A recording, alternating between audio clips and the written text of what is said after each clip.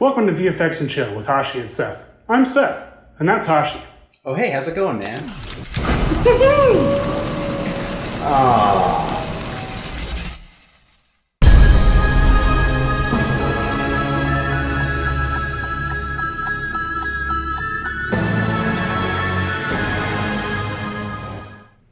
Hey, everyone. Welcome. It's Hashi and Seth, and behind us there is Michael.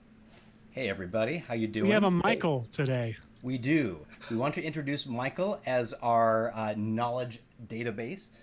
He knows all sorts of wonderful tips and tricks, so we wanted to make sure that he was on standby through the show. So welcome, everybody. And Michael, I'm going to let you disappear back into your archives, and we'll get started here. Hi, Michael. Enjoy your archives. Seth, how are you? Man, Hashi, I am so good.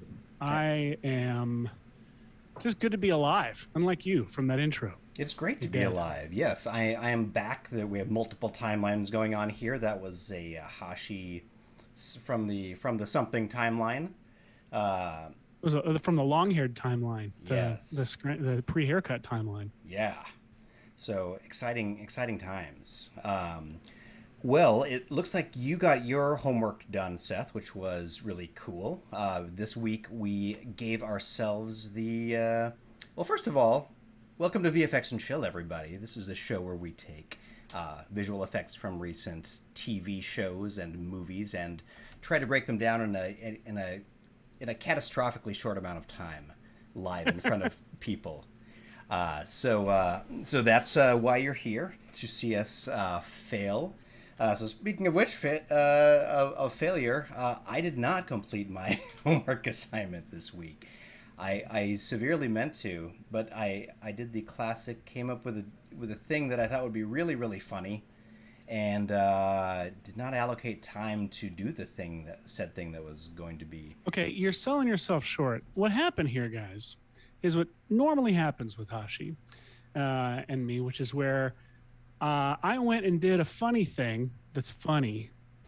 Hashi went and did a useful, practical thing that's useful and practical for all of you. And I'm giving away all of his secrets and all of his reveals. But no, I'm not. I'll let you give that reveal away. But the point is, instead of making something funny and clever, he made something extremely useful for all of you, like some kind of kind, thoughtful person. Yeah, well, thank you. I appreciate that. So, yeah, he's the funny one. I'm the sometimes useful one that procrastinates. So I did take that crazy effect and try to make it into something that people could use right away, like right after during this episode. So let me see if I can pull that up for us. And where are we? Yeah. Here's my After Effects screen. I meant to rename it after myself, but I had named it to after Seth. So, welcome everybody to the template 6. That's how many tries this took. Where we have oh, you know what? Let me open a different version of this template. Let me open the version that you guys will be downloading, guys and gals. Look at that. I'm so good at After Effects that it's just intimidated by me. Well, I'll tell you what, while you open that up, do you want to throw to me and I can just walk through what I did for mine, even though it's not a template? So I'd love to know the differences. Let's see. So what do you got? So and I why? will... Why, Seth? I was being because so you gave me I was such a being funny so plate. kind. I know, you look so happy. You gave me such a funny... I don't know if there is photographic evidence of me looking happier in my life. Let me see. I think I've got it right here. So here's you just being all like, oh, hey, how's it going? And then Pillsbury Doughboy. And then, so that right there is just a mask. So I think what I've got here is a bunch of I ended up, my computer can only handle so much, so I had to pre-render some stuff. So I pre-rendered a few things. I've got this Hashi norm layer that is just an expanding mask with a roughen edges applied to it. And then I've also wanted to have your arms burn separate from your body at a separate rate. So I Oh. rotoed your arms and then did some rough and edges mask stuff as well on those. And then I applied the same rough and edges. I just copy and pasted the same rough and edges effect from these norm files. I duplicated the norm file. So here, I'll just kind of recreate what I did here. So, All right, so we have simple Hashi being eaten away by an eroded mask thingy here. And then and you I have didn't. a copy of it, you say? Yeah. So I'm trying to think if I've got the comp in here that has. Let's see. So here, I'll show you what I did. I've got.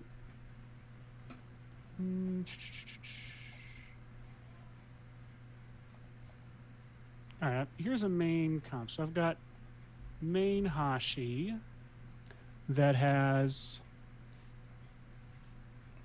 this business going on. And let's see, I thought I had the rough and edges applied to that. Maybe I don't. I'm trying to figure out. I'll tell you what, I'll just give you the rundown like I was doing. So let's pretend I have a rough and edges applied to this. Perfect. In fact, I'll just apply another rough and edges to it. I don't look That this might work. lovingly at my children. This is such a moment of joy. So if I look basically what more I did was- joyfully at them for the playback record. basically what you can do is on rough and edges, you can apply rough and color and it will add it'll add a color to the edge. Ah. And by the way, I did all of this keying and masking. So I did all of this like rough and edges and stuff, and I did it on a pre-keyed image. So like this one, essentially what I did in here, I thought I did, was, well, it's all a little crazy. The point is I did rough and edges, and then I copied that same rough and edges and did rough and color. But before doing that, I applied like a dark, just a black fill on there. Ah. So now you have an easily Yeah. screenable or whatever white edge. And you can apply some glow onto that and make that glow huge. Now, obviously, like I said, I was working from the pre-keyed file, and then I would mask. So I was able to, these edges around your head and shoulders and knees and toes were not, those Visible. lines weren't there. They were actually Sure. all out here. And then I was able But to even crop like them stopping out. there for a second, that rough and edges effect would be something cool you could apply to a green screened character, and yeah, just adding a little bit of white and an optical glow is this really cool like neon edges Right. effect kind of thing. That's nifty by itself. Ooh. Very nifty. And so then I'd use this as a emitter, as a layer emitter. In particular, let me take this stuff off of here, and you can kind of see how this stuff builds up.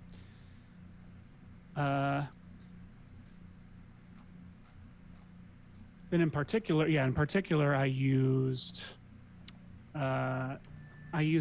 these edges, the glowing edges, as a layer emitter. So it would spit these particles out,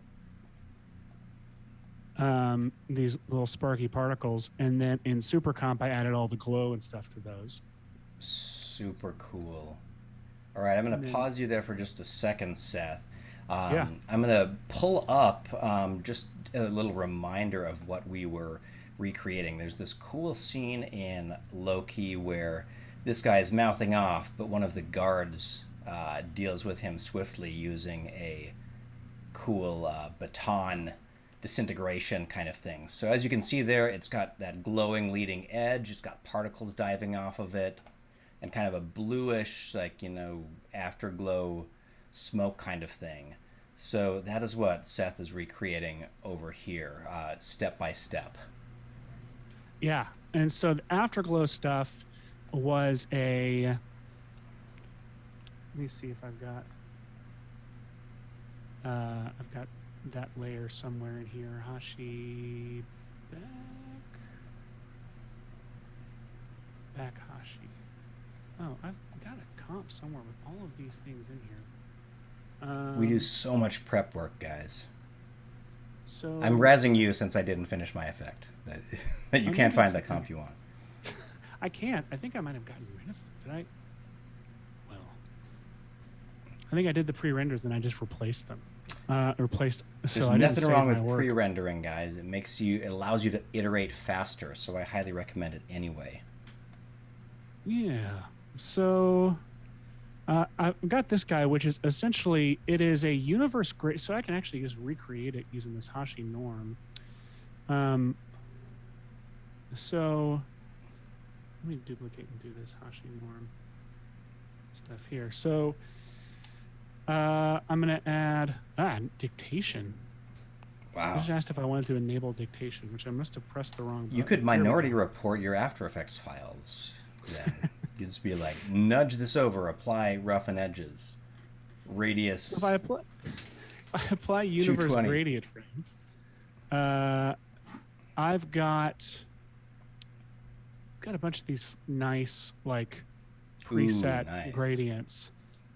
Now, Universe Gradient Ramp is fun because you can have several tones, and on top of it, you can choose a blending mode and how it mixes with your layer. So you can even sneakily do stuff which is very helpful compared to just a standard gradient ramp. And then I'm pretty sure I did just like a fractal noise on top of that and blended it in some way. I don't remember exactly which one I landed on, but it was something similar. And what I ended up with was this looking layer, and I did some masking and rough and edges stuff and had it animate out. And then the trick was in Supercomp, takes a little bit to render. Ooh, delightful. Was going in and, all right, I'm going to open Supercomp. The latest version, I've got so many like betas and stuff applied that there's a very strong chance that this might crash everything. Well, that's exciting. There's stakes. Yeah, and again, this is not something that has. Before I click this is not something that I've seen in other people's machines. This is just mine. This is if you install every version of Supercomp and all the betas simultaneously, and then try to run one. There's a slight possibility a resource will get. Yes, it's a dangerous cocktail.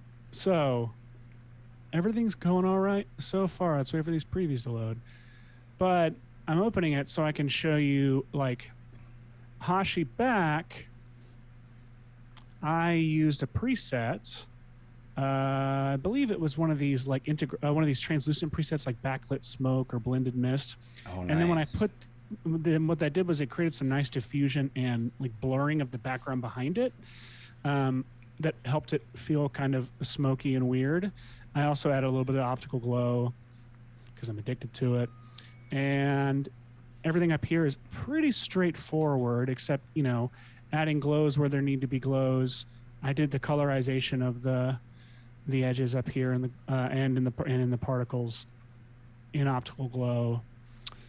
So yeah, that is how I did my version, and then I brought you in to the original scene, content aware filled out. That's what takes it the extra mile, is seeing it in the shot. That's the Hashi. The Hashi mile is what it is. And you also custom ordered your TVA suit to wear for that intro segment. Oh man, let me see if I've got that one. Just delightful. You actually guessed what that was real quick. Well, yeah. How about in the chat? If you guess what this is, I will shout out your screen name. I don't know. I have so few rewards I can give you. Look at that. It's pretty ridiculous if you look closely. It's just a North Face jacket zipped up, and then like a fanny pack I'm wearing on my shoulder to cover up the North Face logo, and then the helmet from something that will let people guess. And then if I can find it, what's fun is... Right. Anyone have a guess why Seth had an extra tactical helmet around? Michael, call it out if somebody guesses.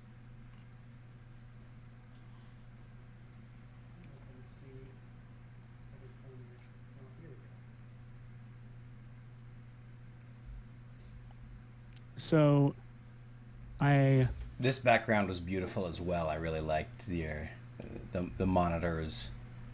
Oh, I just painted out Loki himself, put us on the monitors, and then I added this to my helmet using Kingpin. Oh man, Blake Rizzo with a correct and only guess. Only guess. Is Blake our only viewer right now? Form 17 is where the helmets are from. We have 57 viewers, 56 of whom were too chicken to comment. Too chicken to say they've never watched Form 17. Well, hey, second time we're talking about Form 17 on the show, maybe third or fourth, but helmet is from there. I just pulled off. It's a SWAT helmet. I pulled off the visor. Beautiful. And then I added the writing on it with Kingpin, tracking the helmet super easily and applying it. I actually pulled that logo, I believe. Yeah, I was a little curious where the logo came from. So here it is. Let me remove Kingpin and my levels, my tint and my unmult and my levels and my mask to reveal it's just this screenshot from one of the episodes. Oh, that's really perfect. Fried screenshot. It's perfect because then you can easily extract that. And so with Kingpin, I had it track the layer of me. And now, what was there for Kingpin to grab? That's impressive. Nothing at all. Nothing. It's just the region, right? It's like it's a Mocha-esque tool, but you can use it right within the After Effects window, and I really like it for that. Yeah, that's what it tracked right there. So just tracking, your forehead in that spot, and it nailed it. I love it. One of the interesting things about Kingpin Tracker is that the tracker is so fast, it's faster than After Effects' own After Effects ability to refresh the screen. So when you're tracking in Kingpin, you'll see the footage moving in the Kingpin Tracker effect window, but you won't even see it in the After Effects window because it's moving too fast for AE to keep up. It's neat. That is correct. Too fast. When I say we, I mean the people who actually built this at Red Giant. I mean me specifically. No, everyone had to put this monitor in this tiny little monitor in the effects window so that you could actually see it tracking down there because it didn't update up here fast enough. Excellent point. Excellent tidbit, Michael. So wild. Well, that is excellent, Seth. I think this was an awesome version. I think your result was solid. It had all the properties of the other one. And let me quickly show you What'd you do? What I did. So I failed to get a proper render of any of this, but let me share with you what I did. I had this template that I had made a while ago for the Avengers Infinity War. It was a Dustify template where you could dust yourself. And so in here I had to update the assets with some very realistic facial hair because, it wouldn't be accurate anymore. So update your assets, scene files, whatever. And so you all can download this template, which has a background comp. So comp number 1 is the background. Comp number 2 is a foreground. Now, this needs to be a keyed foreground. Right now, I just have a temp still in there to help you out. And then we have the TVA Disintegrate comp. And if any of you have seen the Disintegrate, the Thanos Snap template, this is basically the same kind of layout. You'll see that down in the layer stack, there's a bunch of locked layers and this one layer called the controller. Now the controller, what it does is it has a bunch of effects set on top of it, and it would be neat if I could zoom in on that. Let me see if I can zoom it all.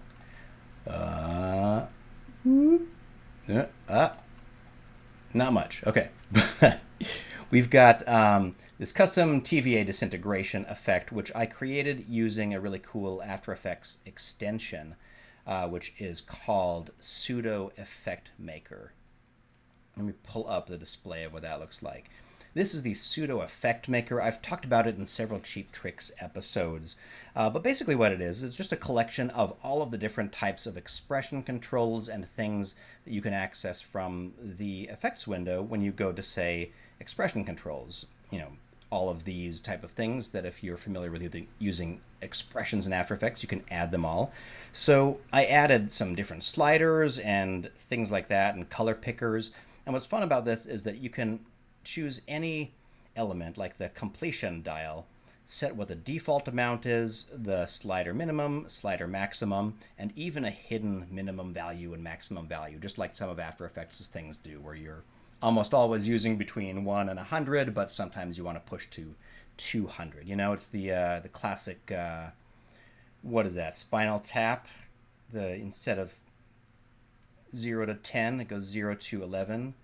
Just like our company, there's off and on, or max on. I didn't workshop that beforehand, guys. So anyway, here's what this effect does. When it comes, there are 2 keyframes on the timeline just for funsies, and they're just on this completion dial. And if you play the completion, or if you play the little file, let's just preview it here. Starting with wherever you place this ring, your layer will start to disintegrate in a similar manner. So we've got I did very similar steps to Seth. This is all based on an expanding circle that expands basically from wherever you set this to 0 to wherever you set it to 100. And then let me just find a fun frame in the middle here. This effect really only takes about 2 seconds or something in the show. So let me go to the halfway point or so. No, hey, we don't need that After Effects script to run this, right? We Not just at need all. to create what you're creating. That's the best part, is that the Pseudo Effect Maker is just making presets. And so when it comes into After Effects, it's tied to the After Effects file. So when this gets shared with you, you can use it immediately, and it'll just look somewhat like a custom effect, but it's really I hate you. Look how good this looks. I hate you, man. So we've got this. So it's pretty much what Seth created for his thing. I'll do a quick breakdown, but we have obviously this particular layer, and the particular layer has 2 systems. It has a spark system and a blue smokish system. Look at that. So there's that. And then with most of these effects, you can control within this custom controller here. So we have things like a turbulence amount. So if I wanted to, I could have this eroded edge be kind of a wilder amount of erosion. Let me see if I turn that up, what it'll look like. Particular is thinking a lot here to do what it's doing. So it's usually the thing that takes a moment to churn through. So yeah, there's some kind of wilder roughening of the edges. And let me hide particular for just a moment so we can see kind of what's happening here. So as I dial up and down the turbulence amount, you're getting different amounts of turbulent noise in that breakup. So you could go with a straight, like really simple sphere here, or, you know, make it more complicated. So let me reset this to the default values. And, whoops, I can delete that keyframe. So turbulence, all the standard things, scale, complexity, and sharpness. You know, sharpness I might not have connected to anything. So let me let everyone know, just if you are joining us now, we are covering this disintegration effect from the cool show Loki. They have these... not much of a spoiler alert. It happens in the first 5 minutes of the first episode, but the agents of this crazy organization have the ability to eliminate people from existence using this this cool kind of baton, and they are eliminated within a few seconds with this cool dissolve and sparky kind of effect. And so what I'm showing you is a template that you can download right now. Let's post the link for this into the chat. And I'm quickly walking through how this works. I would highly recommend getting your look right using the with particular muted, as it were. That way you can take this controller layer and place it sort of wherever you want within your character to disintegrate them from that point forward. Rundown of the layers. Just like Seth, I had an original character like that that's being eroded, and then this glowing edge. The way I did my glowing edge was, this is all based on a shape layer, which I have shunned in the past, but it is a shape layer, and you can just turn on the stroke of the shape layer and then have it multiply over this alpha's shape. And then I used Seth's cool plugin Ecto as well on a copy of this glowing edge, but I placed it behind me. And what's kind of neat is that without any particular simulation at all, the Ecto does a really cool smoky effect just based on the brightness of that glow leading edge, and you can colorize it and do whatever you want for that. So you could almost turn off System 2 that's making particle smoke and just use these in some cases. It looks great. And also, a note, we've covered this in previous shows before, but a difference between Ecto and Saber, which many people ask about, is that unlike Saber, which needs a text or a mask to work, Ecto works on the straight alpha of a layer. So you don't need to, like for example, if you want to make a glowing outline around a person, you don't need to auto trace a mask or anything like that. You just apply Ecto and it just pulls from the alpha of the layer without any work. It just happens. It just works. There's also really cool. Another cool new plugin that we can talk about that does that. Oh yes, there is. I have not gotten the hang of yet, but is extremely cool, called Electrify. I love Electrify so much. Oh man. All right. I'll zip through the rest of this. Thank you so much, Michael.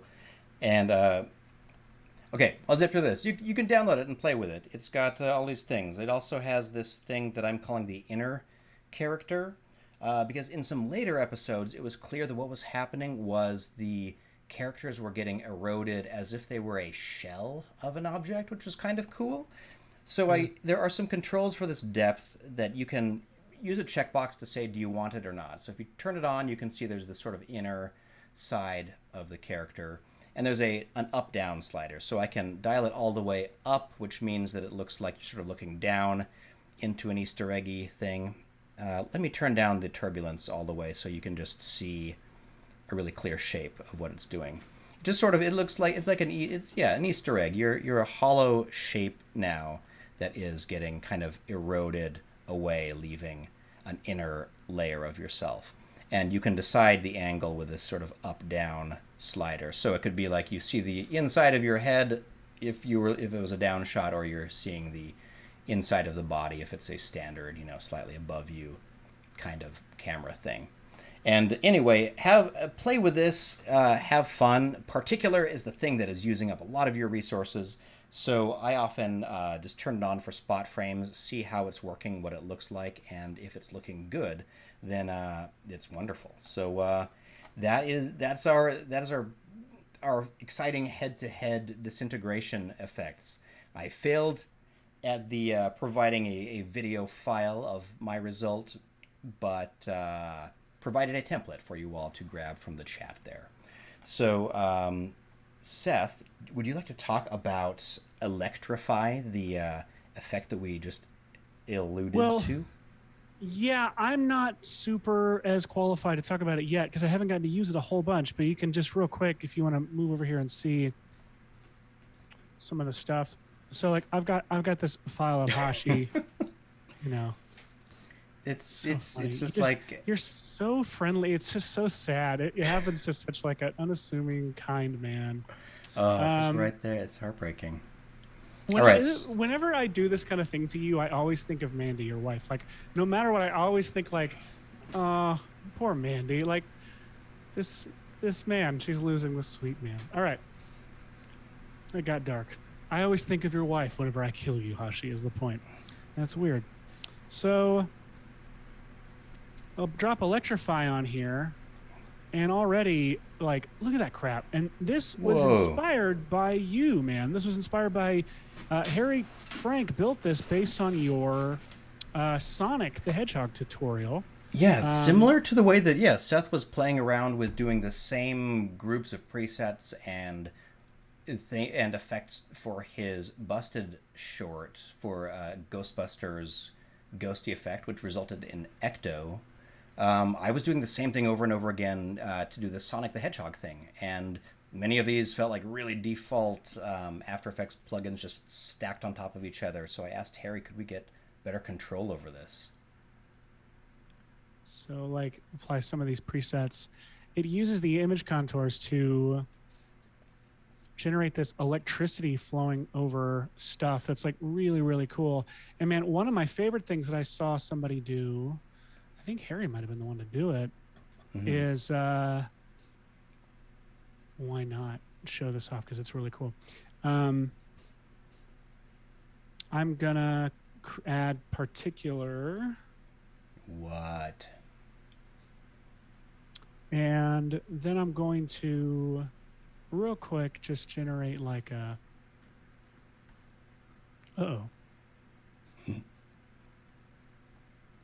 computer.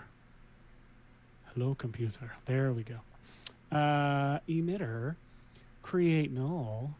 And now let's just real quick apply some wiggle to this null. Wiggle. Wiggle. Let's do. We need a wiggle drop on this show. Wiggle, wiggle, wiggle, wiggle, wiggle. Yeah. It just, if Michael, you could just, Michael's also here for sound effects, support / sound effects.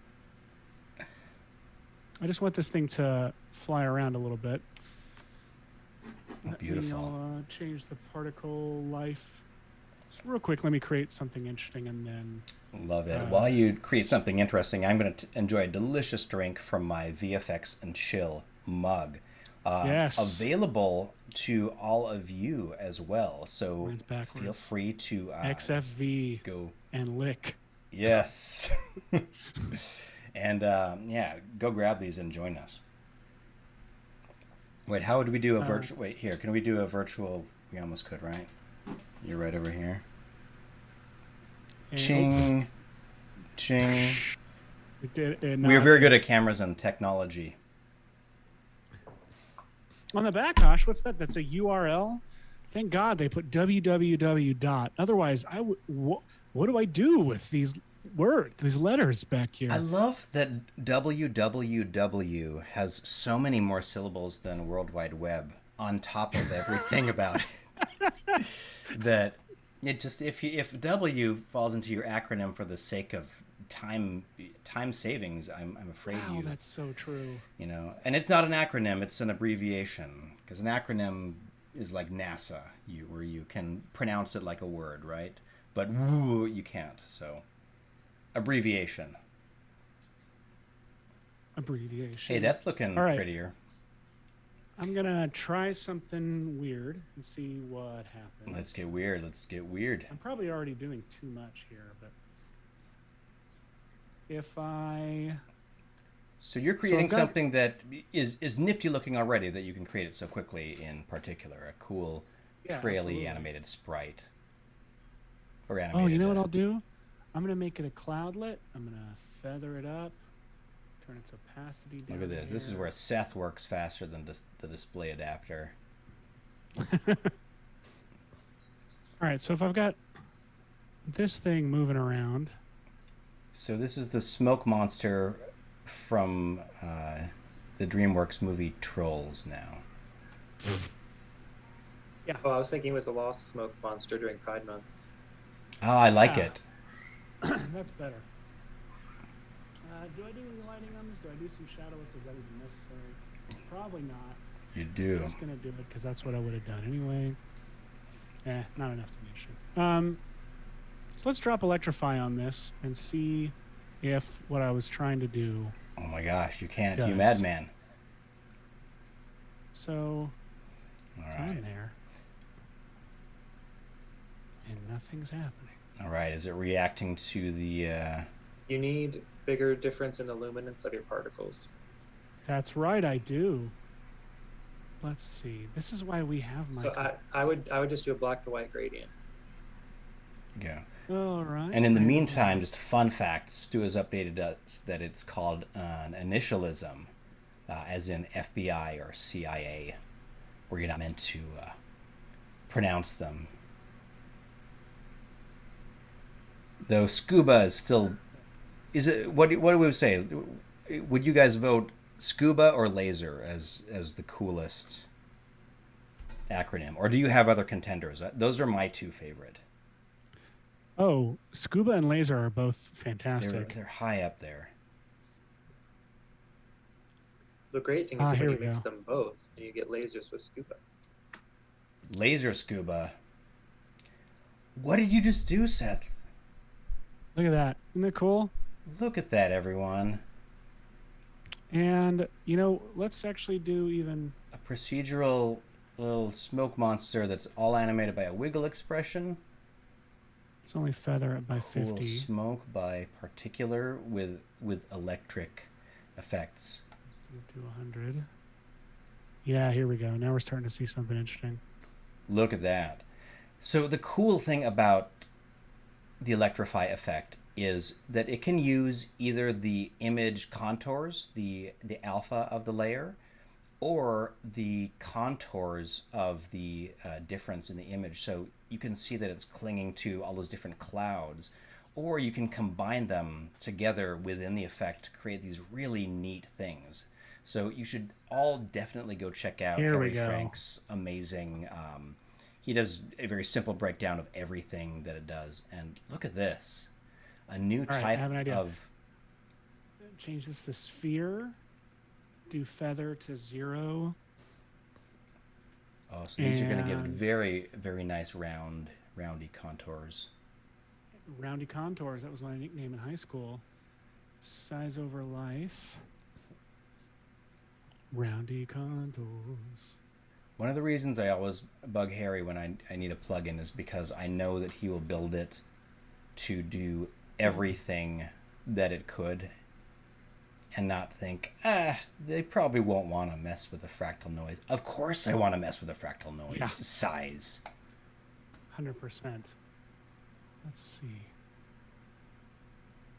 That is beautiful. If you're just joining us, we are previewing this really amazing effect called Electrify. It's a new Universe plugin, and it's wonderful. You should all watch Harry Frank's video on all the things you could do with it to jazz up your video. The link is in the chat by the very helpful Red Giant. Thank you, Red Giant. We'll never know who you really are. The real Red Giant was the friends we made along the way. So this was fun. Amazing. So I feel like that is great. Electrify is worth a fun try. You can do so many wonderful things with it. You can kill a Jedi, or you can add amazing accents to sports videos, or to, like, I don't know, political debates. I don't know, plenty of fun that you could do with it. So check out Electrify. Look for the link in the chat, and then I'm gonna throw us back to the lounge here, Seth, and maybe we can have a little chat about what we could do next now. Hey, yes. Has this been going on behind us here? Gee. Someone Guys, should do us. something. Yeah, tell us this stuff's happening. God, we're hilarious. So, what are we talking about, Hush? You brought me to this room filled with disaster and mayhem. Absolutely. I feel like it's been fun to kind of give ourselves little challenges and try to create effects on the fly. And there were a couple that we couldn't squeeze into last week, and I thought that we could attempt some of those. What do you think? I love that idea. I think it's the best idea you've ever had in your life. What do you want to do?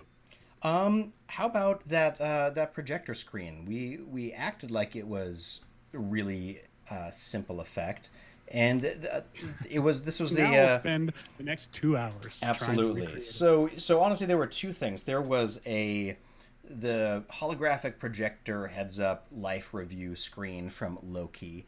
And also, let me play our pre-show video one more time for everybody because it was delightful.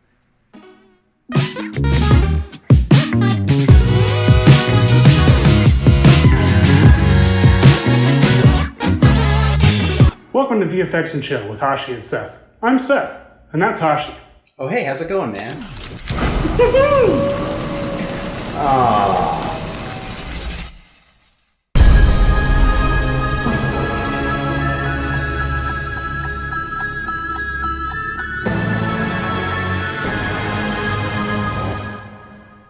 Now, Seth, at the end of that, you did a I haven't compared back to back, but a remarkably spot on interpretation of the Loki titles.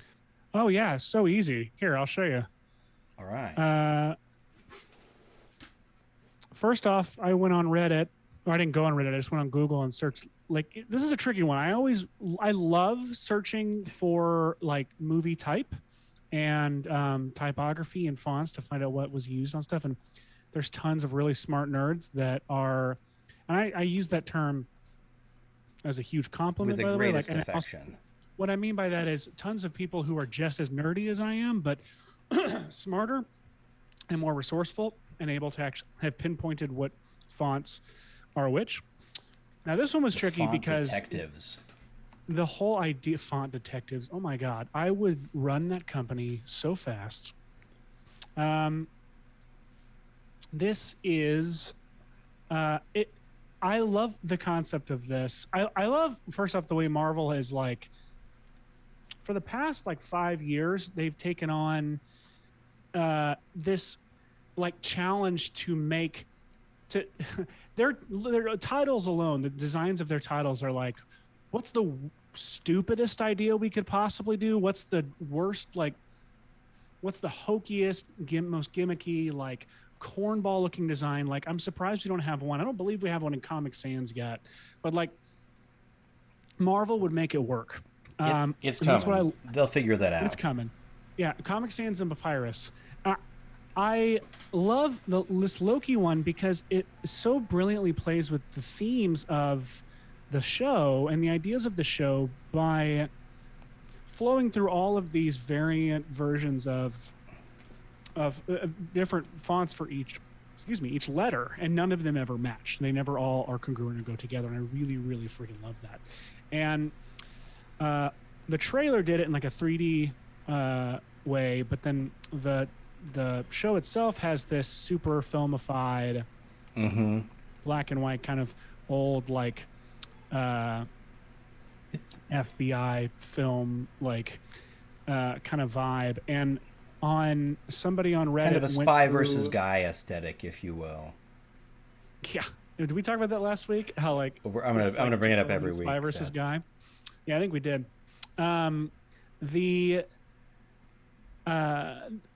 Somebody on Reddit, I cannot remember who it was, but they made a list of possible fonts for each of the fonts in the Loki titles. Now, I did go through here and try and added a few of my own as well. And really, the truth is, almost you can go to use any fonts you want, and it pretty much works for the style. So I've got inherently, like, this is my main layer that I've got going on, and this is a text layer, and I went through and keyframed individually this source text each time I go through, and I would change. You see, I will spend hours with pseudo effects trying to make a template work, and Seth. Oh no, I would have too. No. I wouldn't use pseudo effects. What I would do is I'd probably do essential graphics or something like that. But because I love making this kind of stuff procedural. You can check out my, Michael will put this in the clips, but my tutorial for my darker colors opening titles, I made, if you remember, I made like a whole essential graphics thing. That was how I learned essential graphics from that effectively. Oh, nice. So that I was not willing to use it for VFX. It just I couldn't do it. But then you made me unafraid. It's awesome. I actually really love it. So there's this, and then on top of this, is, and there's also an and chill, an optical glow on top of this text. Of course. And then maybe I would actually size this up a hair. No, I'm looking at it broadcast over the broadcast, and it's like a little stronger than it should be. Then I ended up not using this lens. You become very quiet when you turn off mic there. Oh, sorry. I ended up not using this lens texture. I've got this gnat flying around me that I'm going to murder live on the internet. So, Dirt. This is created with Universe Misfire. And Universe Misfire is awesome. It's like this. It's like a film grain effect with. I'm doing this because I'm trying to kill this gnat. So if I'm being weirdly expressive, that's why. This is adding scratches and dust and some grain. And then on top of all of this is where the big magic happens, is this noise filter. And that's creating all the really beautiful grain and noise on top of these letters. That's lovely. And then I've got what I think was originally going to be, I labeled the layer as tint, but it actually is Magic Bullet Mojo that gives it that slight green looky look. And Mojo is another fun one, a Magic Bullet plugin that's fun to just throw on top of stuff to see, just if whatever you filmed happens to suddenly look way better or more filmic. Absolutely. I know like professional colorists who drop it on top of their color grade. That's their normal process. It just gives it a little something. And then I did an adjustment layer with a transform to scale it and have it be scaling toward camera. And that is how I recreated the Loki titles. Look at that. So all you need is 400 fonts and keyframes, a little bit of it's the classic a little patience and a lot of tape, right? Or is it a little tape and a lot of patience? Yes. There we go. And a lot of fonts. And a lot of fonts. So classic. I love that. And look at that. We've gone through a couple of exciting effects from this wonderful show, Loki. And we're about halfway into the show. So thank you all. If any of you are joining us late, we are covering effects from the show Loki. We started out by showing you our Disintegration effects, which are a lot of fun. And now we're kind of covering a title sequence, the way you could do that title sequence, adding some really cool grain to everything. And then last week we had talked about the nostalgia screen playback device from Loki, which is basically we meet some characters who can play back. They have Disney Plus and can scrub through all the Marvel movies. You got a clip of that somewhere? Oh, let's see. Yeah, I bet I do. Let's pull up that clip. Import projection display. All right. So what that looks like. Here we go. So this very wonderful little moment. Let's see if we can play this. I think I'm going to play it without sound. Not positive. So they have this device that basically projects things onto this cool background. See. Here we go. So this is what the effect looks like. I'll move my head out of the way. There are these cool little lasers that are, they're kind of like it's a multi-lasered projection system. I think primarily 3, yeah? Yeah. And they're all creating this cool holographic, kind of enhanced version of clips that we might recall from the movie. So one of the cool things that they also do is they had to figure out a way to make the cuts from the film look a little bit less distracting. So they kind of transform them into this glitch effect when you glitch from one screen to the other. And one of the things that I'm the most excited about, Seth, is that when we froze on this frame of Thanos falling apart, Yeah. we have a suspicion that this is basically the a card dance transition. So like, look at that, everyone. It's a bunch of little cards turning over from one to the other, but in the context of the screen, it looks really cool. Absolutely, it does. So you made a plate for me. I did. Did I ever give those to you? I at least saved the project I've file got it of here. the thing. Perfect.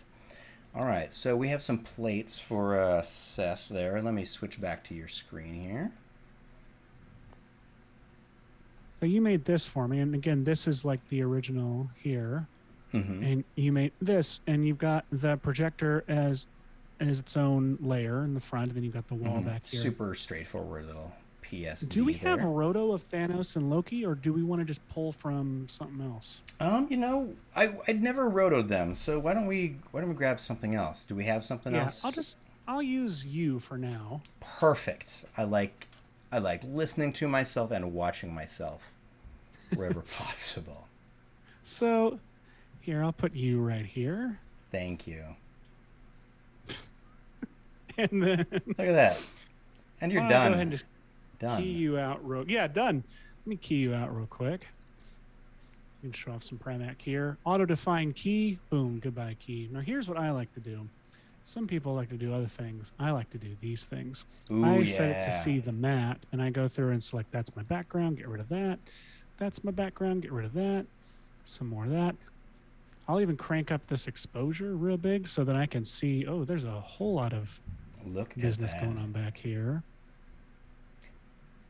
Now Seth is using this this movie file that I sent over to him, a compressed QuickTime. So everything was baked in. This is not. I didn't give him good plates for this, but why would you? He's good plates? diving in with Primatte and getting rid of all the garbage that I sent Wow, over his way. How have we not used that? That's the new tagline for VFX Suite. Who needs good plates? Who needs good plates? Let's see. Comp. Pretty good. Let's see. I'm gonna set that to auto. So I've got that keyed now, and what should I do next? Well, let's see. You could go for the look if you wanted to, just like the look of what's happening to those holograms. They've got. Yeah. Is it a kind of a chromatic thing going on, or is it Definitely just chromatic. different, like multiple colored glows going on? Well, that's a good question. I mean, we could do it a couple of ways. It looks like there's a chromatic aberration going on to it. Michael, can you There's describe definitely an what a edge glow chromatic? of some kind too. Yeah, can you describe what chromatic separation is? Michael, tell us, Michael, Oh, well, great Michael of the sky. I should certainly be chatting about that, I suppose, as opposed to the colorblind guy. Chromatic is just color. So when you're separating colors, it's So splitting them Hashi out. is chromatic blind. Yes. So there are ways to split color a number of different ways. You can separate the channels yourself using the channel mixer or some of the other effects in After Effects, and say I want the red channel, the blue channel, and the green channel, because that's what makes up all colors of light in your computer screen or a projector or whatever. It uses red, blue, and green and mixes them together to make all colors, from black to white to the whole rainbow of colors, just by mixing those three colors together. So you can split those channels apart in After Effects, or you can use something more advanced, like one of the Universe plugins, like Chromatic Glow or the Chromatic Aberration, or in the VFX suite, we've got Chromatic Displacement, which might be fun to use. Anyway, it takes that information and splits it for you. Interestingly, in the new Universe Analog plugin that just released this week, it converts your footage into TV YUV space, which is what TVs used back in the day to transmit the color, and does color transforms on it there, and then transforms back to RGB. So you get real, honest to goodness, analog looking colors in your footage, and it's amazing. But Anyway, way to answer cool. the question, it just separates the color channels. Separates colors. So you get colors bleeding apart from each other in a very cool way. Very cool. And in the background, Seth, it looks like you've already managed some stuff. Thank you so much, Michael. Oh, Thank you, great Michael of the sky. I forgot that we had in Universe this plugin called RGB Separation, which does exactly what we're looking for. Hey. I like plugins that do exactly what you're looking for. God, right? How often do those come around? So, is there any distortion happening in this thing? Not really. I don't think there's any distortion, just a little bit of fade off, and it looks like they did some... we discussed last week how the framing of these shots is slightly wider than the theatrical release, and they probably had plates for some of it, but like it looks like they're like blurring out their legs or their stuff at the bottom there. Well, you know, one way you could do that is, well, Reptile's not going to work because of the way. Oh, you know, let me think.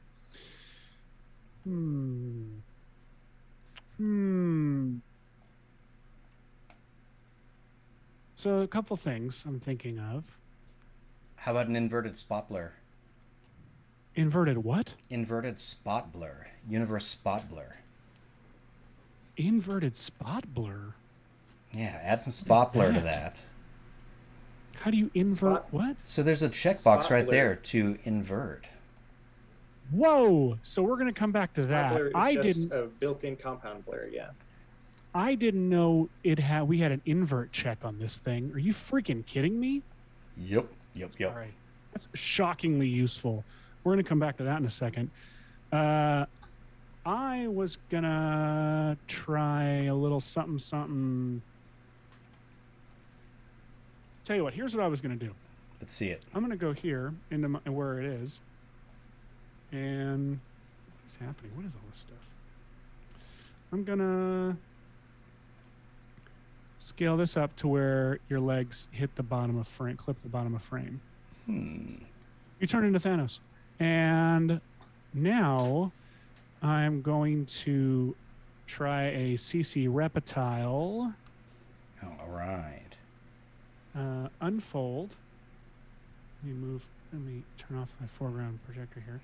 CC Reptile is one of my absolutely favorite ways to do things. So we go down like this, and then let's try that spot clone. No, our spot blur nonsense. Invert. Oh, that's lovely. What do you know? It kind of works a little bit. Oh, no, not unfold. Let's change it to slide. Ooh. And slide. Slide, everyone. Like a Fight Club penguin. So if... to all the little... What do we call his followers? The little finches? I don't know. Just Fight Club penguin. If you don't remember that penguins are in Fight Club, that's a very confusing statement. I think there's a good, either... Never forget that penguins are in Fight Club. Mm-hmm. They even broke down that whole sequence on the DVD in a really nice way. Michael, tell them what a DVD... What a DVD is. Oh, you mean a digital versatile disc? Yeah, not video, everybody. Check that out. A digital versatile disc is... It looks like a CD, but it has other things on it besides C's and D's. What's a CD, Michael? Oh, a compact disc. So back in the day, there were these shiny things that people used to have, physical, actual things you could touch that had data on them. It wasn't all up in the cloud. No, seriously, it's really cool how they did it. They encoded using basically dots and dashes on the surface at microscopic level, and the computer could read it as ones and zeros, which was code, to make all the things that you could see in Monty Python and the Flying Circus, or whatever other DVD you want to watch. That is incredible. A microscopic level vinyl disc. That's so cool. All right, let's get to the projectioning. Well, first off, let's do one of those transitions. Ooh, yeah. Here's what we'll do. I'll do two versions here. I've got you being all like, "Oh, hey, it's me, Hashi. Hey." So then let's also do a version. How should I do this? I'm actually going to duplicate this original main Hashi to... I'm not going to worry about naming things. This is VFX and chill. Yeah, no naming conventions. We don't have time.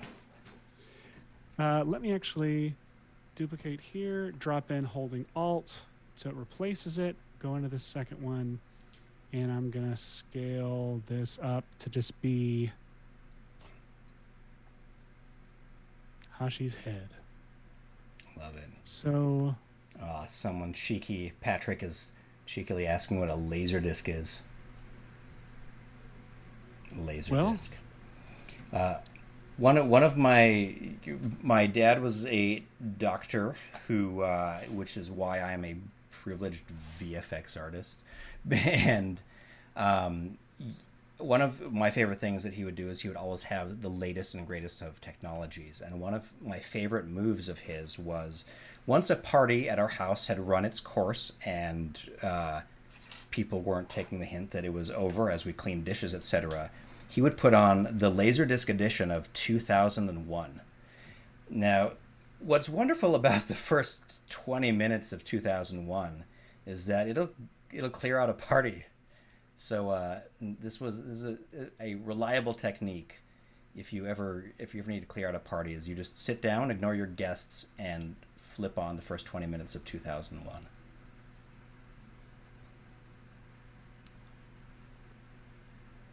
So I'm going to actually go into this main Hashi. I took the key off of this and went into to that pre-comp and put it on the Hashi in here. And I'm actually going to do my card dance transition inside the pre-comp. I think that's going to be the simplest way. Oh, nice. You know what I mean? Because like they have this card dance transition. I feel like it's smarter. You don't want to have multiple pre-sources and stuff like that. Yeah, it's clearly the same effect basically happening across the board there. So I'll do the card dance to this top layer. No, wait. I have to... Are they both pre-comp to the same size? Pre-comp it again. Look at this. It's like zooming into multiple levels of time dimensions in Ant-Man. So many pre-comps. So card dance, turn off the bottom one, set the back layer to be that bottom one. It's been a little while since I did card dance. Let's see. Like, look at that again, like Loki reviving a technology that hasn't been used on film in a very long time. Is it card dance or card wipe? Or card wipe, maybe it's just card wipe. Yeah. See, these ancient effects. Oh yeah, there you are. The background. Now just here we switch the axis to whatever that is, like the XZ kind of one. Why am I not seeing the first one? Oh, transition width. Sorry, that's not transition completion. Okay. There we are. It's beautiful. It's the classic bunch of people in the stands at a sporting event, and they're all holding up their signs that say "Run, Forrest, run," and then they say "Stop." I've only seen sports represented in films. Give me a break. Forrest Gump. That's it. I assume this has been done at least once in real life. It was like a early version of flash mobs. Yeah, but the coordination you'd need at a sporting event that's a lot. So I'm gonna guess that they were smaller in resolution than this. Like, unless you're like the opening ceremonies at the Olympic Games, like there's not that kind of card dance coordination isn't a thing, I don't think. Is it a random? Oh, look at that. Or is it... I think it could be random. You're getting kind of a parquet floor looking thing there. Oh, you see, like, look at that. Like, that's not what they're doing, but it looks cooler to me. I mean, we could... It won't matter, is the other thing. It won't matter. Which is something we learned last week, is it doesn't matter. Something we learned last week was the futility of Trying. trying. I think all their cards are the same size, but Yeah. they used a custom transition between them so that they didn't all turn at the same time, because you can use another layer to drive how they turn. I So see. I think they just You So can? like they had a fractal noisy wipe that turned them. Let's just go with something the right size of things, and then move to the next thing. I'm prodding you along, Seth. Thank you. How much time? What time is it right now? We have about 25 minutes left. Okay. so the gradient layer drop down in card dance is how you determine the order in which the cards flip. And so you would use a gradient with a fractal noise overlaid onto it to give it some randomness. Yeah. That would make sense. That's cool. I'm gonna go and just animate transition completion. Let's go from the wide to the close up. So you talking happens pretty fast too. It's like like 5 frames or something. Oh, I wasn't keyframe anything. Okay, Seth. Classic. Again, I've told Adobe, if you see me keying through and making micro adjustments to mask points, throw a pop-up up there that asks me if I am attempting to rotoscope something. If the last entries in the undo cache are all move forward and adjust mask, that's what I'm doing. It's perfect. Yeah, it could be smaller. I think the cards are No time for smaller. stacked against us. Oh, did you hear that one? Let's try. And you know what? It's too random. It's too freaking random to me. Let's do X. And let's do. Dang it. I'm second guessing myself right now in 1,000 different ways. Look at that. So we On are a freaking card wipe. we are examining this projector screen display, holographic display that has 3 different projector points, and when you transition between scenes, we believe that there's some very simple transition effect happening that kind of looks like a glitch, but I think it's more just the chromatic separation with a simple effect like this card wipe is looking great. All right, so. Oh, too fast. I'm not going to spend much more time on this card wipe, you guys. Card wipe hour with Hashi and Seth. And so that happens. Why don't we, just for the sake of it, because I really like how these are handheld shots that are doing this, it creates a little bit of chaos. Can I go in here and adjustment layer, and I'm going to add Universe Camera Shake, and I'm going to choose handheld. Nice. That's not enough.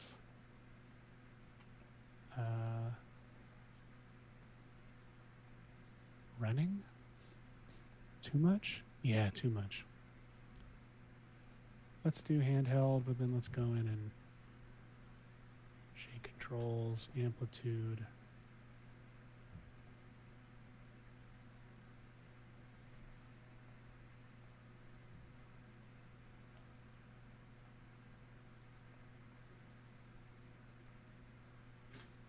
That looks nice.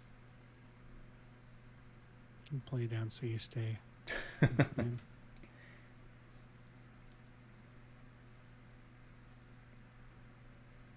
look a little bit like I might need to pee too. Yeah. And that's okay. Going here. What? Copy, paste, and our random seed. Blah. That's fun. And now let's see if that was worth it or not. Worth Let's it. go down to quarter. Okay, so So that is more like it. You know, have oh, the I cards had sort of a weird randomly caching being. thing happening at one point. Maybe not. Oh, weird. Yeah, what is that? Did you move me in one frame? Let's just do this.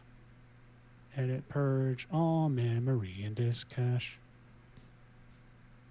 Let's see how much. 92.8 gigs. Yeah, the So purge. it says 5 minutes. This should take about 2 minutes. If you're joining us live, we are purging Seth's cache right now. I am in the. I am Private affair. I am low key in the background trying to work on Finishing your homework. finishing my homework, which I totally had done at the beginning of class, but I just need to put it together. I swear we're nearly there. We've got Seth placed in the room now. We've got some mild color stuff working. One of the fun things about the template is that you can move it forward or backwards or wherever you want. Pause it. Exciting. That's where we're going. All right. We'll see. It's a live race to see if I can edit sound by sight, so y'all don't hear it. All right, Seth. How's the purge coming along? Good. It's done. So We're done with the purge. I've got this happen. I feel like I should add more color distortion to this. Don't you think? Like. Yeah, I mean the thing about an edge glow to things. What's that? Maybe in the reference footage, there's a glow to the edges of everything. Oh yeah, definitely. A little bit of Vegas might do for you. Or I'm not touching Vegas. You monster. Real Ecto with real low values on the distortion. Ecto. I feel like there's something else I can use. What about chromatic glow? I mean, what's funny is that that's not bad. I mean, that's what's happening there. That's definitely an album cover. Well, let's see. Blend with original. That's NFT art is what that is. Oh. What if I put that underneath the RGB separation? It's better that way.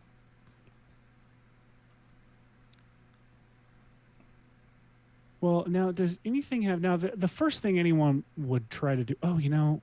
first thing anyone would try to do here is, like, think to apply, like, scan lines in holograms. But no. What I like about this effect is that there are no scan lines. It's pretty. And it's funny that, to make something, when you're designing a future user interface, we so often reach for these old analog effects because that's what we somehow just think the technology might stem from. Like, I mean, Hollow Matrix is an effect entirely dedicated to the look of Star Warsian holograms, which all are no dice. They look bad. They've got that weird resolution. They've got static and scan lines. Yeah. And so, like, if we ever do create holograms that just look perfect, we'll be really disappointed that we didn't get to go through the stage of static-y, scan-lined looking holograms. Ooh, edge glow. Edge glow is looking pretty good. I don't want to turn it up too high, but there's channel blur you could do too. Oh, channel blur might be the right thing to do. That way you could get those edges looking... you could even keep both of these at the same time. Looking closer at it, some star glow with real low values might not hurt either. Ooh, star glow is a really fun effect if you ever want to add a bunch of glistens without having to do much work to a video. If any of you saw our promo for this episode on Twitter, it was an exciting moment with... that hit me with some really crazy ideas here. Star glow. Star glow. Well, yeah, if you have the edges isolated and you put that on there, see, look, you get the that right feels edge. like too much work. I don't know, guys. I don't think it's that much stuff. I feel like it's just well, look, you got a red glow over here and a green glow over here. So That's why I said star glow, because it's got different colors on either You see, edges. I thought that was an orange glow on the other side there. but that Dang feels it. like, oh, that's not your fault, Hashi. It's not your fault. So close. It was a good guess, Hashi. Ooh, now we're having fun. Oh, there's my album cover. Yeah. I reject This is all just, previous this is just album covers covers the episode now. going on. One Hashi, two Hashi, red Hashi, blue Hashi. Let's see. This is for when your friend who can't pay you wants you to make album cover art because you do graphics and stuff. Agree to it and just do this one effect and then take no notes.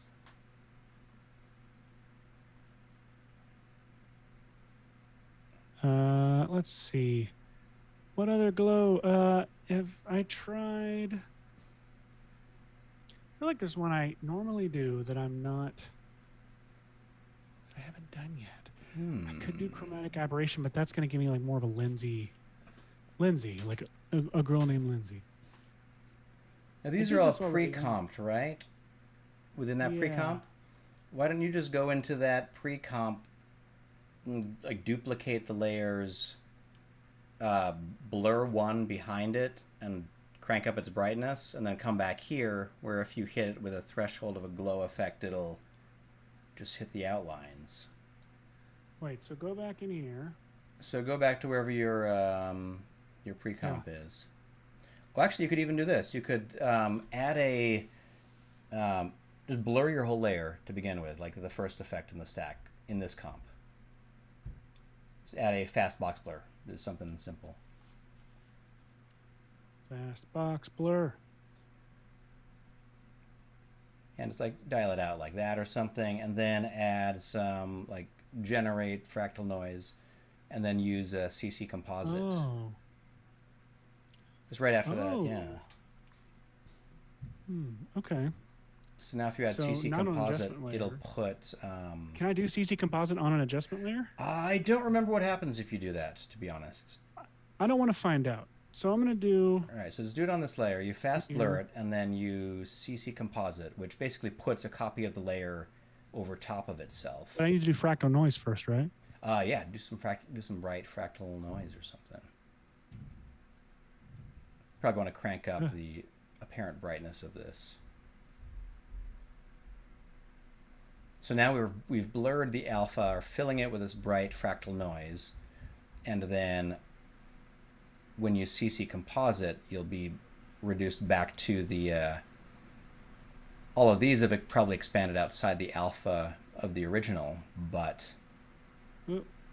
Wait, is Card Dance on this layer? Yes, it is.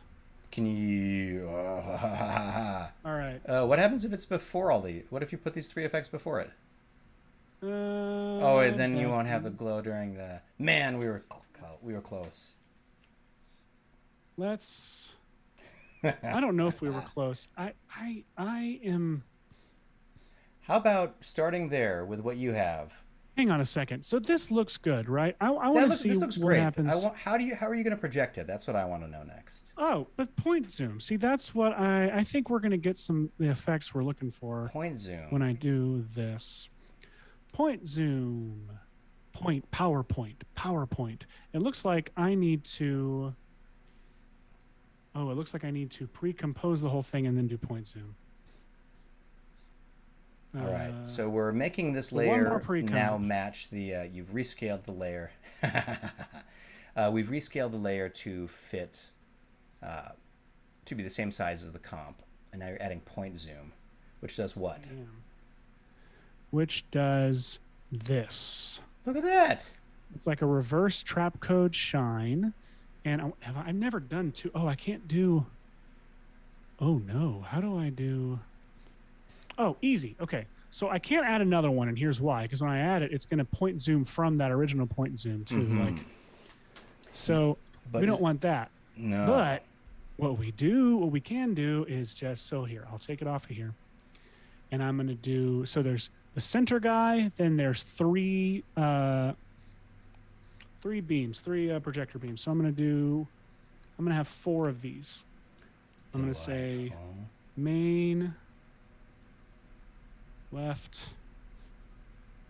right, center. And I should label these a little better. All right. We have the suggested video swimmer coming by, letting us know we have 10 minutes left. 10 minutes left. So on the left one, I'm going to add point zoom. And I'm going to put that over here to the left. On the right one, I'm going to apply point zoom. Put that a little over here to the right. And on the center one, I'm going to apply point zoom. And this You're one madman. is coming Too many from point zooms. forward. Like this one. It's kind of down there a little bit. I think they cheated watch up this. actually visually. On all these projector ones, I'm going to say, I think none. Yeah. So I'm blend mode. So none does not show the image. It just shows your zoomed beams. Yeah. Ah, So now we're getting somewhere. What is this? When did that happen? That happened when I was typing random keys. And I'm going to need to adjust these beams a little bit to be less intense. And I think my main needs to go on top of these. Those are some doesn't matter. intense It's all beams, screen blended. man.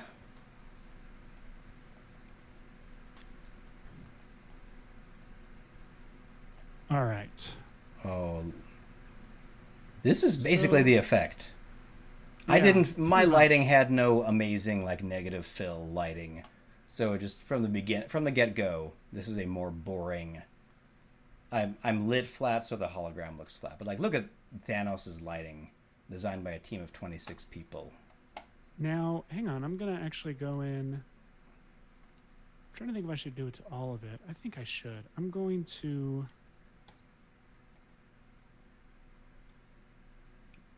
Well, I should do curves. Curves.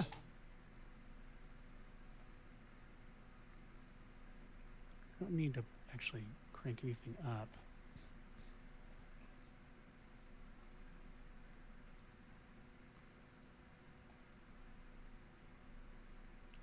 I should probably go. Dippable curves. Amazing. In these last few minutes, feel free to remind us, viewers out there, of the effects that you would love to see us cover live in something like this. We were just super inspired by Loki because the fun thing about the Marvel shows is that they're obviously crazy high budget for shows, but also they are doing some economic things like this effect, which I believe they literally had tasked someone with pulling up archive footage from the masters and projecting them into these scenes after someone had ripped them and edited them into the reel. And like it's got to look cool, like a little like projector roomy thing, but we don't have Spider-Man Far From Home holograph dollars. We've got Seth and 45 minutes. All right, now here's where some of the fun happens. Ooh.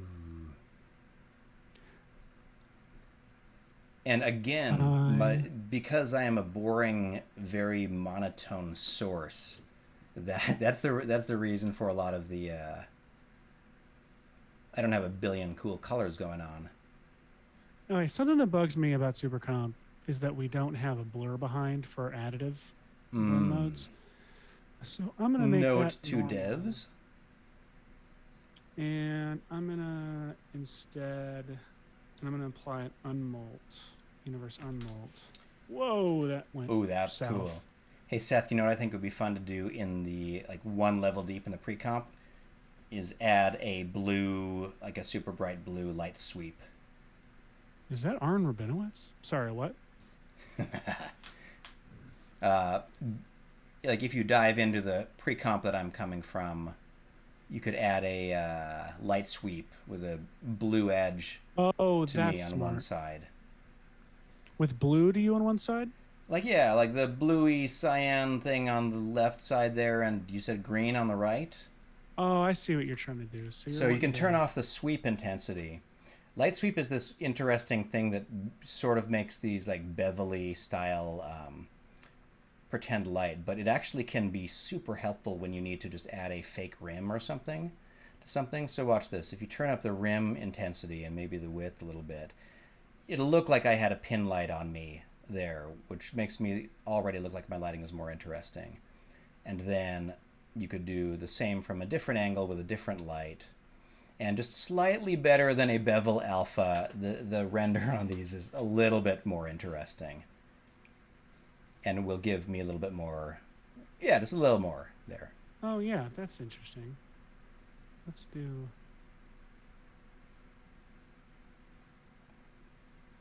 Not to derail you. So we got about 5 minutes left, Seth, maybe 4 minutes or 3. I can't count. How far do you want to take this effect? Do you want a few extra minutes, or do you want to wrap it soon, or do you have the time to expand into the beyond timeline? Do you want to go long? It was my. You know me. I'm good going long. What I want to do is I want to wrap up this comp. All I right. want to get this comp looking decent. We'll do that. We're going to get the comp looking great. If you're free, stick around. We're going to go until we are finished. I look so important projected onto a screen like that. You do. Well, you got this like Jor-El thing going on. Yeah. It's funny because I was going to say like, yeah, Jor-El or a George Orwell-y kind of thing. Or I love George Orwell-y. Classic. You know Classic. What that was such an Orwellian thing to say. Okay. I'm so bummed that I don't have a blur behind here. Mm-hmm. That I'm going to do something despicable. No. I'm going to hang on. I could do camera blur. Which is the best? Which is the easiest on the render on the compound? Easiest on the RAM blur that I can use a blur map. Compound. It's like the fast box blur, but with. So and then I'll use main effects and masks. So let me see. Now I'm blurring everything behind Hashi. And I can technically do one for each projector. So if I turn off this core matte, does that do anything for me? Mostly nothing. Good to know. All right. So you are trying to blur the background a bit behind this so you get some cool... You know, the way real holograms blur stuff behind them. The way real ones do in real movies.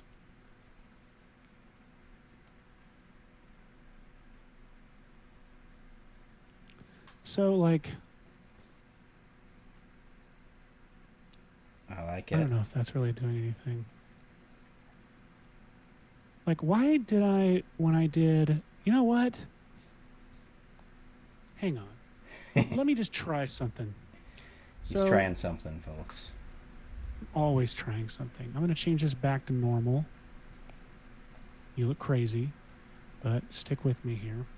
I'm going to do that stupid unmolt thing that I did. And then I'm going to apply some OptiGlow. OptiGlow. OptiBopti. OptiGlow.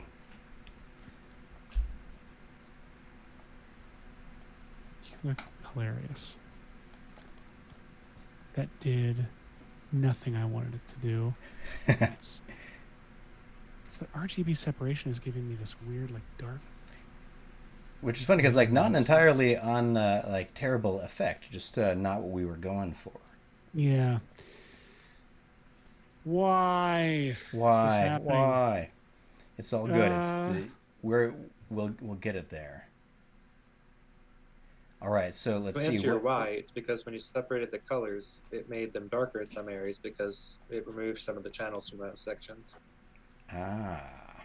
What happens if I unmolt before the RGB separation? If anything, we're going to add more visual transitions when we pull up stuff, you guys. We're going to make them 30-second long transitions between shots. This looks bad. That muffin tastes bad. I'm gonna do this again because that's so far the best looking freaking thing. But can I do like heat blur behind it? Well, that'll just be heat. You could try a heat blur behind it there. I don't really know. I mean, Stu's on the other end screaming, "What are you trying to blur, Seth? There's just garbage. Like there's whatever." All I'm thinking. Believe it or not, yeah, a blur behind can be a remarkably helpful tool. I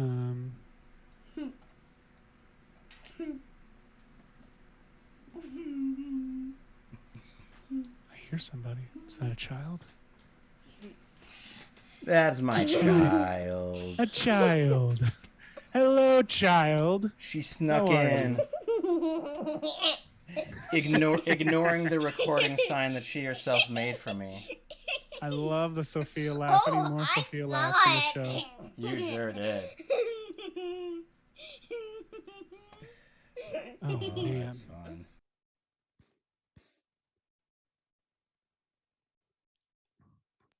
Jason from the chat suggests putting the chromatic aberration effect last in the chain so that it affects everything.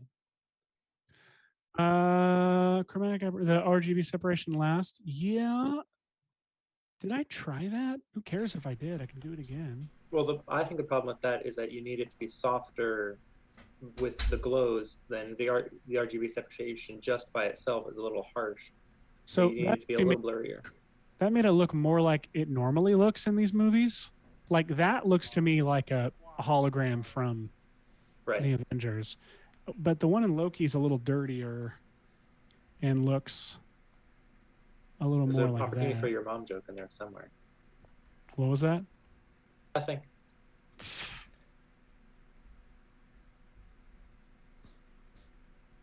I'm going to color correct this B. Ooh, color correction is my favorite. Mm-hmm. I don't know what's happening here. I've lost sight of it. No, you're gonna get there. We got it. You see, the level of perfection that Seth does means that all of his stuff ends up looking like good from start to finish. I don't have that kind of resolve in me. See, look how glorious I look there. I love that you were just like tripping past these incredible looks that anyone could use for anything else. I mean, 2-point zooms and an optical glow would be the raddest looking thing. You could produce an entire music video shot on a big, black background. He just knocked back the exposure on his face and he just glowed like that. Oh, that looks so cool. I know, but like if I knocked on the exposure on his face, there's literally nothing to glow anymore. Hashi, you need to tan more. All right, I'll get on it. It's summertime. Just gonna start pasting. Maybe I could tan just the middle of my face, and so I always look like I have like a negative fill lighting on me. That would work, right? Stu Mashowitz says that Hashi just calls color correction. Yeah, baby. I love how ableist we're being with your color blindness, Hashi. Oh, it's all good. No one's asking me to fly a and Stu's not jet. The first. I set the tone for these horrible jokes. There is a lovely community of colorblind, both motion graphics and visual effect artists. Tony Hale yesterday was saying in an Instagram live thing I was watching that he loves watching on YouTube. He said he loves watching colorblind people get their colorblind glasses, and I immediately thought of you. Did you tell that story on mic? I think I don't remember if I told this on mic, but fun fact: your eyes take around 7 minutes to fully adjust to those things, and so the videos of people putting them on and immediately breaking down weeping are. I'm not saying that they're not genuine reactions, but I'm just saying that scientifically, the way the glasses work is they tint all the red in your field to a different raspberry looking color that your eyes assume you're now looking through a blue filter at everything, and it readjusts everything in one direction, allowing green and red to be further on the spectrum from each other, or whichever your specific color blindness is. So it's a neat idea. It makes it so one color is more filtered than the other, and so your eyes think that there's just a tint going on, and it auto white balances, just the way that if you walked into a room with only blue light bulbs in it, you'd guess that people's body coverings were still skin colored, but they were in blue light, and you would just know that that's what they were. So, but yeah, those videos of them, of people emotionally reacting immediately to being able to see, I don't know, the blue of the sky or something like that, they don't quite work that way. These are in chroma lenses that I'm wearing right now, and very cool company. I can see red and green much better with these two things, but meaning the two lenses there. But the color picker and the info bar on screen at all times are usually my crutch, and also my wife, who can see, Mandy, who sees extra color. She's in that category of people who get to see that extra color that's like outside of purple or whatever it's called. She has perfect color vision. That's why we, All right, what have we done here, Seth? What do we got going? Oh man, nothing. We've ruined everything. It's like it's such a simple. Really, I thought it was going to be a much more complex effect. I'm going through and trying to do. I think what's happened is I'm trying to do all of my fun things that I always do. You're trying to make it look good. And they're not necessary. And not just yeah, be well, done. I'm used to working harder to make something look good.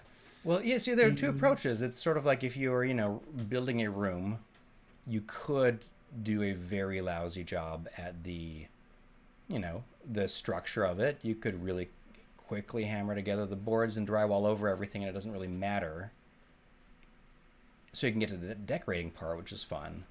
Or I guess you could build thoughtfully from the ground up, but it'll take you longer.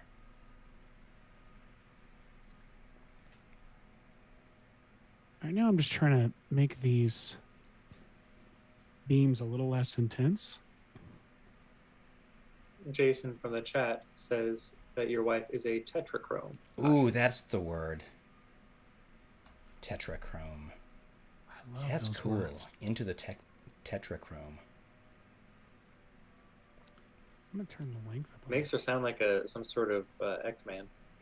I kind of dig that.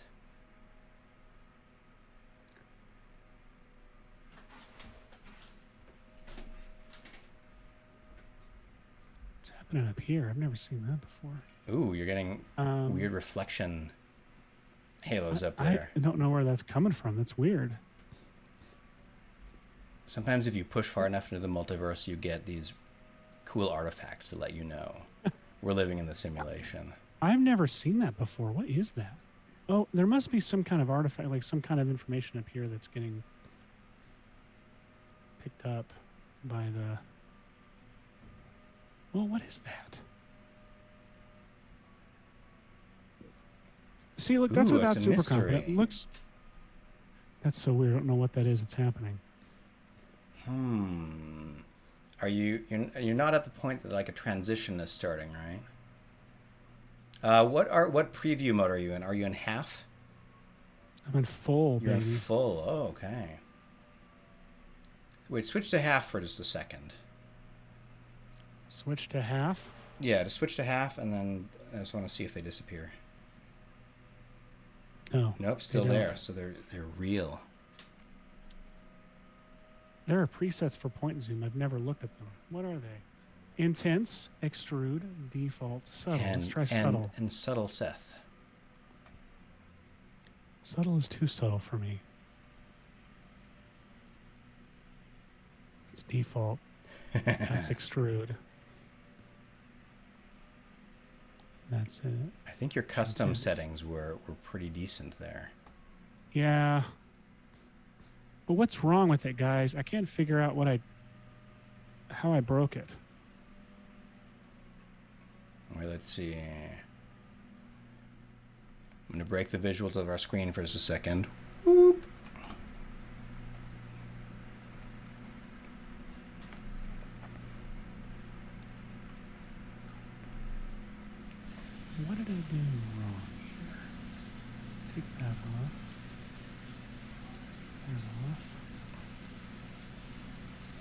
All right, I've gone into my head, so you guys tell me what it needs. And don't suggest Vegas to me. Solo the layers so you can find out which layers got the problem. Well, it's the point zoom effect, right? Yeah, it's the point zooms. They're point zooming something. It's like there's something up top that it's point zooming. Perry's out there. He made this. He knows. Let's see. It's really cool looking. Am I being Is it? No. Is it a reptile artifact? I don't know.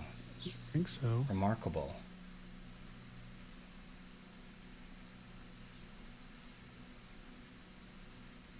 What's this?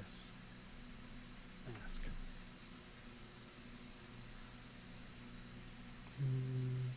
No, it's like repeating it up there. It's wild. It's wild. Well, so this is what we've got going on right now, and it's not bad. I just feel like I could do something to make it. It could always be built better for sure, but I think that we got pretty hot. Yeah, the light. My lighting is not doing you any favors for this type of a shot. You're missing that very classic, cool look that you can get.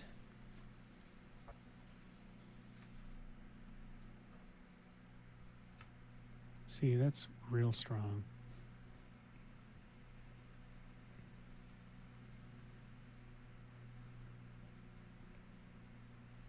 Wait a minute. Why? Left? Right? Where'd my right one go?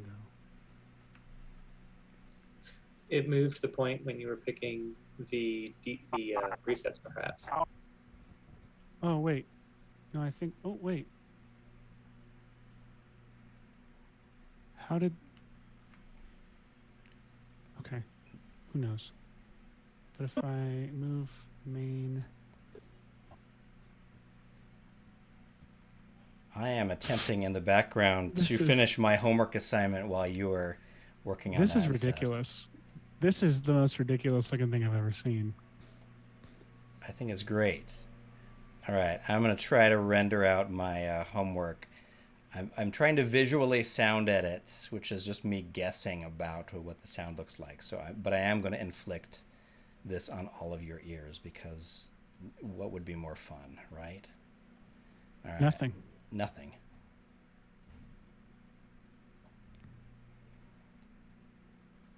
Turn all these compound blurs back on.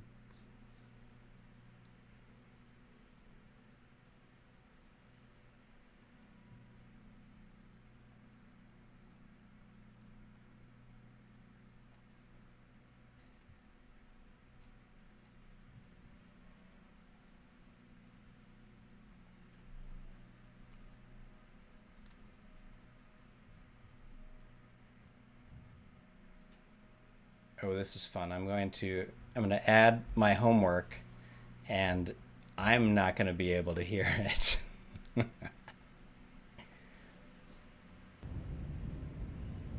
Ow! God, what the... Oh, come on. God, what? Come on. You serious right now? Ow! God! What the... Oh, that's fun. Oh, ow, come on. Ow! Why? Why?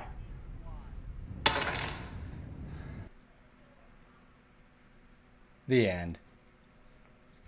I friggin' love that. I can't wait to learn what it sounded like. I love it. I couldn't hear it over here on my end either, but... Oh yeah, I don't know if viewers could hear that. Could viewers hear that? Could viewers hear that? Hey Seth, what would you say about once you get this in a configured space, throwing in some a shareable file as the source for this comp and sharing it with people? Yeah, why not? Can do that. I might do a little wrap up separate video that has a quick walkthrough of the Loki disintegrate file and maybe this file, and then make them available for people.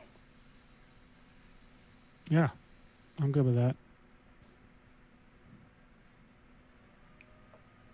Also, the viewers said yes, they could hear the audio, and it was hilarious. I don't know if they mean it was on purpose hilarious, or or it was so bad it was hilarious. I have no idea. I could, if I edited and listened to it, you would have heard it on the stream. So I had to try. Jason says perfect audio. Try to visually guess what was going on. Or he's being sarcastic. Love it. Excellent. So that'll be 2 templates for you all out of this episode. All right. Michael, what suggestions have we been getting through the chat? I've been mildly trying to keep an eye on it, but I have forgotten everything promptly. Darby suggests getting the glow super tight and weak, and then a nice large glow that's a little brighter. Duplicate it and make the new duplicate 30% at 30% opacity. How about for the overall glows, or do you mean for future episodes? Okay. What are people out there eager to see? What have you seen out there that's really cool? What did Darby say again? Just tell me one more time what Darby said. Like, wait, no, go back to the thing that helps me. Darby says, get the glow super tight and weak, and then a nice large glow that's a little brighter. Duplicate it and make that new duplicate 30% opacity. Anyway. Okay. Questions in chat. Daniel Skinner wants you to do the T1000 Terminator melt. Kareem Syed says, oh, but didn't Ren just did that, didn't he? Ren did just do that, yes. Oh, if Ren did it, what am I doing? Yeah, we're not doing anything Ren did because we're not Ren. Ren is Ren, and we'll have Ren on the show at some point to be Ren for you, but we can't be Ren. No. But in the meantime, is everyone in the chat aware of our face melting template? The template of Doom? That thing freaking rules. If you are not, you should check it out. Oh, I'm showing my screen, aren't I? My edit. I don't know why. Yeah. Well, how are you doing, Seth? I'm all right. Lovely. All right. If you have not... It looks better than it's looked in a while. Yes. Do you want a few more minutes with it? Do you want me to jazz on the face melting template? Well, what do you think? I think it looks beautiful, man. You know, one thing I'm going to drop onto it. I think that my source is hurting you, and that if you threw in anything that looked as colorful and interestingly lit as the movie, the results would be amplified by that amount of color and wacky information. Maybe. Because like even looking at the show, I remember that the shot of Loki that's just his face kind of reacting is one of the more boring ones. And I think it's because that one truly didn't have... Let's see. Can I show... All right, I'm just going to pull up the little screen here. So here are the shots that they did. This shot of Loki is just lit by like torches and stuff, and it's got very little dynamic color information within this one shot. But then the second we cut to one of these wider shots that has Thanos in it, there are multiple light sources and all sorts of things happening, and they really affect what happens in the point zoom just procedurally. Same with, this close-up of Thanos has full spectrum of skin through gold and blue with a lot of negative fill, and it looks very cool. Every time I've said negative fill, it makes me... I'm imagining the like... a really negative fill. A really negative, content-aware fill. Content-aware fill on a sad day. Yes. He's, he spends all his life filling other people's content, but goes home and his own life is empty.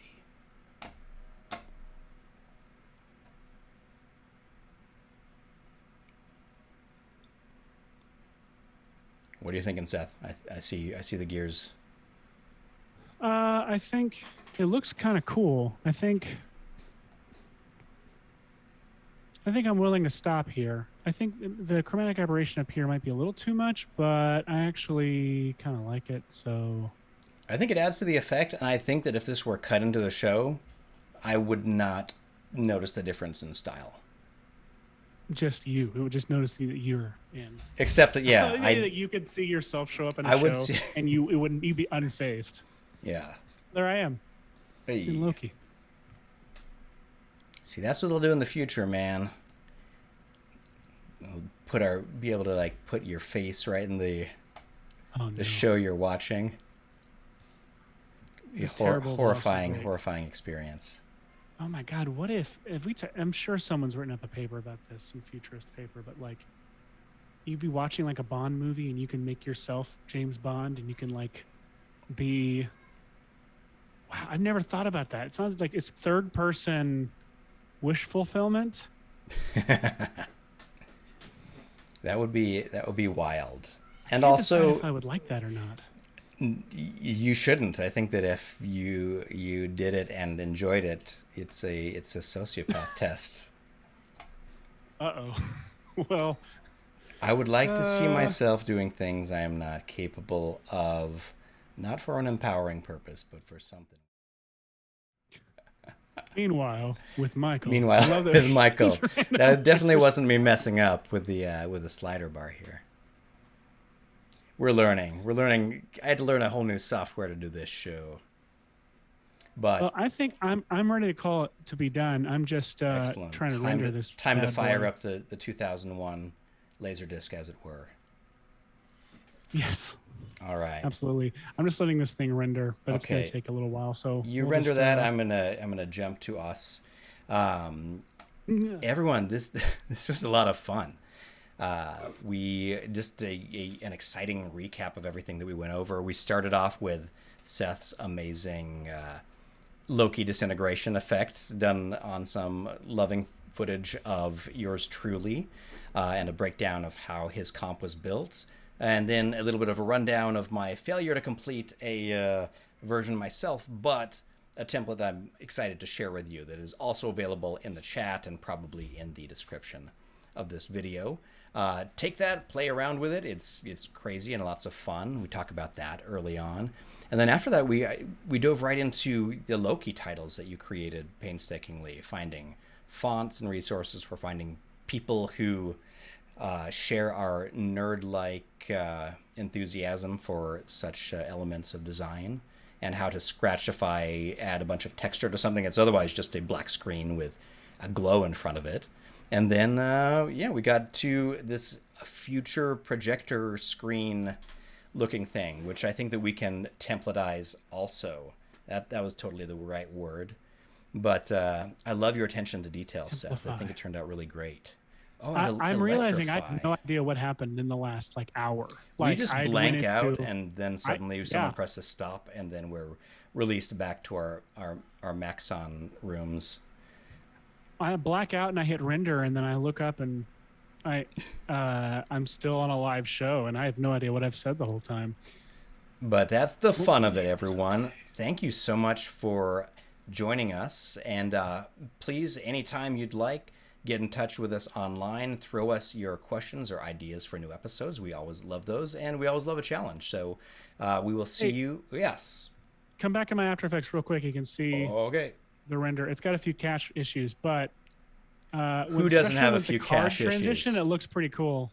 We've all got cache issues. The card transition actually looks pretty great. I feel like it's real close. That's amazing. And you know what's fun is that top point zoom thing makes me feel like that top panel is somehow reflecting. Yeah, it just like looks like a lens artifact. Yeah. So you could just compound blur that top panel area, and it'll just look like interactive lighting in the room. Well, this was fun, guys. I hope somebody learned something. Wow. And all right. Well, special thanks to Michael Zalapsky, our amazing always stuck in a book character, as well as Harry Frank for making that exciting Electrify effect, which you should check out, available right now. Please pick up a copy of a mug and then join us. Send us your things with the hashtag VFXandChill. And we'll be excited to see you next time, everybody. Thank you, guys. Take care. and gargles.